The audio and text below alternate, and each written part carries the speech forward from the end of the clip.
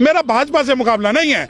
मेरा मुकाबला मनुवादी उन ताकतों से है जो समाज के अंदर विषमता पैदा करती है, भेद पैदा करती है, आरक्षण विरोधी और संविधान विरोधी है। मैं जातिवाद के ना तो समर्थन में हूं ना विरोध में हूं, परंतु अगर कोई मेरी जाति पे अत्याचार करेगा तो उसके विरोध में मैं चुनाव लड़ूंगा और चुनाव मेरे लिए सेकेंडरी है। समाज का आवाज उठाना और दर्द मेरे लिए प्राइमरी है। मेरे लिए एजेंडा कुछ नहीं है, कुछ एजेंडा नहीं है। बहुजन समाज पार्टी का कार्यकर्ता हूं। बहुजन समाज पार्टी का एजेंडा है संविधान को लागू करना। न्यू दिल्ली से बीएसपी को चुनाव मजबूती से इस वजह से हमें लड़ना चाह रहे हैं ताकि हम पूरे भारत में एग्जांपल दे सके कि बीएसपी बहुजन समाज पार्टी किसी भी मायने में कम नहीं है। और नई दिल्ली से आज आप ये देखिए कि हजारों की जो तादाद में जो एडवोकेट्स और लोकल पब्लिक यहाँ मौजूद है, वो इस बात का परिचायक है कि ये पब्लिक जो है अब की बार बीएसपी को मजबूती से नई दिल्ली और पूरी दिल्ली के अंदर चुनाव लड़वाएगी। ये आपका जो है गलत आंकड़ा है कि खाता नहीं खुला है।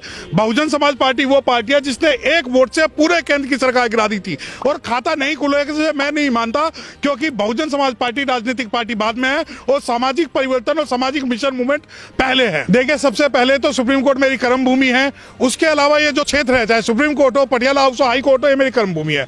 दूसरी बात, 2024 का साल इस वजह से याद रखा जाएगा कि सुप्रीम कोर्ट के अंदर बाबा साहब डॉक्टर भीमराव अम्बेडकर साहब की स्टैचू लगी। तो मैंने अपने चुनाव प्रचार का जो आगाज है वो बाबा साहब डॉक्टर भीमराव अम्बेडकर साहब की मूर्ति पर नीला झंडा हाथी निशान, बीएसपी की क्या पहचान, नीला झंडा हाथी निशान, संघर्ष करो, हम तुम्हारे साथ हैं। 2024 का साल सिर्फ इस वजह से याद रखा जाएगा कि आजादी के 70 साल बाद सुप्रीम कोर्ट के प्रांगण में बाबा साहब डॉक्टर भीमराव अम्बेडकर साहब की स्टैचू लगी। और मेरे लिए अगर कोई सबसे बड़ा मंदिर है सुप्रीम कोर्ट है, और उस मंदिर के अगर कोई देवता है वो बाबा साहब डॉक्टर भीमराव अम्बेडकर है। और मैं खुल के ये कहता हूं कि मैं अम्बेडकरवादी हूं, और अम्बेडकरवादी हूं, बहुजन समाज पार्टी की विचारधारा में विश्वास रखता हूं। आप ये देखिए कि जो सैकड़ों एडवोकेट आज यहाँ खड़े हुए हैं, वो सभी, वो शायद हो सकता है मेरे से सहमत ना हो या मेरी विचारधारा से सहमत ना हो, पर उन सभी के मन में एक दर्द है, वो है समाज का दर्द। और ये वो भीड़ है, ये वो लोग हैं, ये वो अधिवक्ता हैं जो समाज के सुख और दुख में कंधे से कंधा मिलाकर हमेशा खड़े रहेंगे। सामने सोमनाथ है और बांसुरी है। मैं शायद आप ये बात नहीं जानते कि मैं इन दोनों का नाम नहीं जानता। अगर वो मेरा नाम जानते हैं तो मैं जानता हूं। सामने मेरे कोई नहीं है, नई दिल्ली में है तो सिर्फ सत्यप्रकाश गौतम है।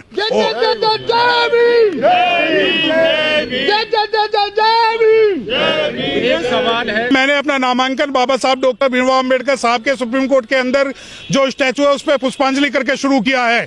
Being Ambedkarite, being Bahujan Samaj party का कैंडिडेट होने के नाते, शेड्यूल कास्ट होने के नाते और एक बहुजन मिशनरी होने के नाते, मैं कोई भी ऐसा काम नहीं करूंगा जिससे मेरी विचारधारा से समझौता हो।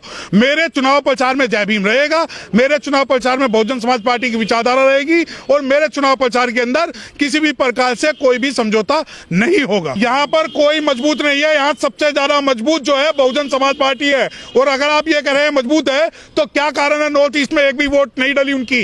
अगर आप ये कहते हैं कि मजबूत है, क्या कारण है कि भारत के अंदर भाजपा को कांग्रेस के उम्मीदवार समर्थन कर रहे हैं? क्या कारण है सूरत के अंदर भाजपा और कांग्रेस एक हो गई, इंदौर के अंदर भाजपा और कांग्रेस एक हो गई? देखिए, पहले मेरी एक बात सुनिए, जिस बयान के बारे में आप ये कह रहे हैं कि आकाश आनंद जी ने कहा, पहली बात तो मैंने ऐसा कोई बयान नहीं सुना। सुनो, हम किसी भी पार्टी के पक्षधर नहीं हैं। हम साहब काशीराम के वंशज हैं जो पहली बार लड़ता है हारने के लिए, दूसरी बार लड़ता है हराने के लिए, तीसरी बार लड़ता है जिताने के लिए। और हमारे लिए सांपनाथ और नागनाथ में कोई अंतर नहीं है, हमारे लिए कांग्रेस और भाजपा में कोई अंतर नहीं है। हम जो है मजबूती की सरकार नहीं चाहते, हम मजबूरी की सरकार चाह रहे हैं। एनडीए कुल मिला के उनके आंकड़ों के हिसाब से 220 वोट ला रही है, और अगर जो बहुजन समाज पार्टी 40 में ले आई तो यकीन मानिए इस बार जो है 2024 में बहुजन समाज पार्टी का ही पीएम बनेगा। लेकिन बीजेपी वाले कहते हैं कि 400 सीट आएंगी तो संविधान बदला जाएगा। अरे ये बीजेपी वाले तो जुमला 15 लाख भी बोलते थे, बीजेपी वाले तो संविधान खत्म करने की बात भी कर रहे हैं। बीजेपी वालों का क्या ऐसा है कि उनके वो जो बीजेपी वाले जो बोलते हैं उनसे मेरा कोई सरोकार नहीं है। दूसरी बात, बीजेपी की इस वक्त चूल्हे हिली हुई है, बीजेपी डरी हुई है। और आज मैं आपको बताऊं कि पूरे भारत में जो कम वोट परसेंटेज हो रहा है वो इस कारण से हो रहा है क्योंकि बीजेपी की वोट परसेंटेज कम हो रही है। देखिए ना तो 400 पार होगा इनका जो जुमलेबाजी है। दूसरी बात, हम तो बाबा साहब को सुप्रीम कोर्ट में लाए हैं और बाबा साहब को पार्लियामेंट में लाएंगे, हमारा तो नारा ये है। पहली बात, मेरी एक बात सुनिए कि आरोप जहां तक लगाने की बात है, इन्होंने भगवान बुद्ध पे आरोप लगाए, इन्होंने ज्योतिबा फूले पे आरोप लगाए, इन्होंने सावित्रीबाई फूले पे आरोप लगाए, इन्होंने साहब काशीराम पे आरोप लगाए, इन्होंने बाबा साहब पे आरोप लगाए, इन्होंने बहन कुमारी मायावती पे आरोप लगाए। बहुजन समाज का कोई ऐसा लीडर, कोई ऐसा संत महापुरुष भारत में पैदा नहीं हुआ जिसके ऊपर इन्होंने आरोप नहीं लगाए हो। और जहां तक वोट काटने की बात है कि भाई ये वोट काट रहे हैं, तो मैं बता दूं भारत के अंदर सबसे ज्यादा जो वोट काट रही है आज इंडिया गठबंधन काट रही है, क्योंकि इंडिया गठबंधन का कोई भी राष्ट्रीय पार्टी से सरोकार नहीं है। इंडिया गठबंधन अगर खड़ी ना हो तो भाजपा को हम प्रत्यक्ष और अप्रत्यक्ष रूप से पूरे भारत में हरा सकते हैं। और जो ये कह रहे हैं कि वोट काट रहे हैं, मैं उत्तर प्रदेश के अंदर पिछली बार बहुजन समाज पार्टी 38 सीटों पर लड़ी थी, जिसमें से 10 सीटें जीती थी और 27 सीटों पे वो 27वें नंबर पर रही थी और बहुत कम मार्जिन से जीती थी। अब आप कहते हैं कि वोट काट रहे हैं, तो वोट काट रहे हैं। क्या हुआ है सूरत में? भाजपा के कैंडिडेट को जो है कांग्रेस ने समर्थन दिया है। क्या हुआ है इंदौर के अंदर? और जिस सीट को बहुजन समाज पार्टी 2 लाख वोटों में जीत जाती थी, अब 4 लाख में भी नहीं जीत रही।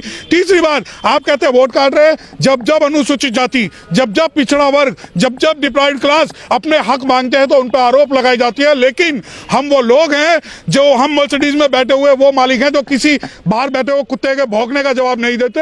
हम वो हैं जो बहुजन समाज पार्टी इस बार, मैं बता रहा हूं कि अगर, क्या आपने ये देखे कि मार्केट में जो सन्नाटा है इस चुनाव के अंदर, जो सुगबुगाहट कम है, वो इस वजह से ही है कि सभी जो मीडिया कल तक ये कही थी कि 0 पे आएगी, वो पहले 3-4 पे आई, फिर 12-13 पे आई, अब 20 पे आ गई। ये समीकरण कहां से आ रहे हैं? दूसरी बात, अगर वोट काटने की बात है तो मैं आपके माध्यम से, जो बहुजन मीडिया उसके माध्यम से एक मैं चैलेंज कर रहा हूं कि पूरे भारत से एनडीए को खत्म कर दो और बसपा के उम्मीदवारों को समर्थन दे दो।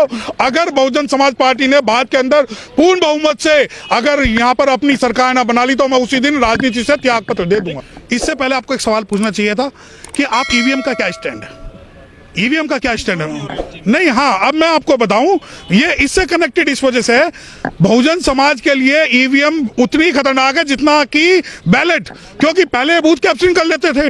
आप उत्तर प्रदेश का कोई ऐसा गांव बता दो जिसके अंदर कोई प्रधान जीता उसमें गोली ना मारी हो या उसके परिवार वालों को ना मारा हो। दूसरी बात, अब आपने कहा कि ये लोकतंत्र की हत्या, अरे लोकतंत्र की हत्या ही है कि जब दिल्ली जैसे एरिया में पिछली बार लोकसभा का इन्होंने हमारा नामांकन रद्द करा दिया था, और ये लोकतंत्र की हत्या ही है जहां दिल्ली के अंदर जब संदीप वाल्मीकि को हटाया जा सकता है, जब राजेंद्र पाल गौतम को हटाया जा सकता है और जब राजकुमार आनंद को हटाया जा सकता है, तो क्या कारण है अभी तक मनीष सिसोदिया, जैन और केजरीवाल तीनों नहीं हटे हैं? क्या ये लोकतंत्र की हत्या नहीं है?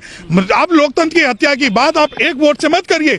आप ये देखिए कि भारत के अंदर आप जब नॉर्थ ईस्ट के अंदर एक भी वोट नहीं पड़ा, तो क्या ये लोकतंत्र की हत्या नहीं है कि नॉर्थ ईस्ट के राज्यों को आज केंद्र की सरकार में 1% विश्वास नहीं है? और ये लोकतंत्र की हत्या नहीं है कि जब आकाश आनंद साहब एक स्पीच देते हैं तो उन पर एफआईआर दर्ज कर ली जाती है, परंतु वहीं उनके स्वामी राम भद्राचार्य के खिलाफ हम 3 साल से मुकदमा भगवान बुद्ध के लिए लड़ रहे हैं, आज तक एफआईआर दर्ज नहीं हुई। लोकतंत्र की हत्या के अंदर क्या हाथरस के कांड को आप लोकतंत्र की हत्या नहीं बता सकते, जायज ठहरा सकते हैं? क्या हाथरस, फूलपुर बातें, केल लांची, बतानी टोला और जिस प्रकार आनंद मोहन को रिहा किया गया जी कृष्णा के हत्यारों को बिहार के अंदर, क्या ये लोकतंत्र की हत्या नहीं है? और जब ये आरक्षण के विरोध में बात करते हैं, सुप्रीम कोर्ट आरक्षण के विरोध में बात करती है, वीवीपीटी को सही ठहराती है, तो क्या लोकतंत्र की हत्या नहीं है? भारत के अंदर अगर ये लोकतंत्र की हत्या कर रहे हैं तो यकीन मानिए बहुजन समाज है वो लोकतंत्र को बचाने के लिए आज यह खड़ा हुआ है। बीएसपी का जो वोटर है वो गरीब गुरबा वोटर है, वो फ्री बिजली पानी पर है, तो उनको कैसे आप अपनी तरफ? नहीं, ये देखिए, ये आपका बिल्कुल गलत आकलन है कि जो बीएसपी का वोटर है वो फ्री बिजली पानी पे है।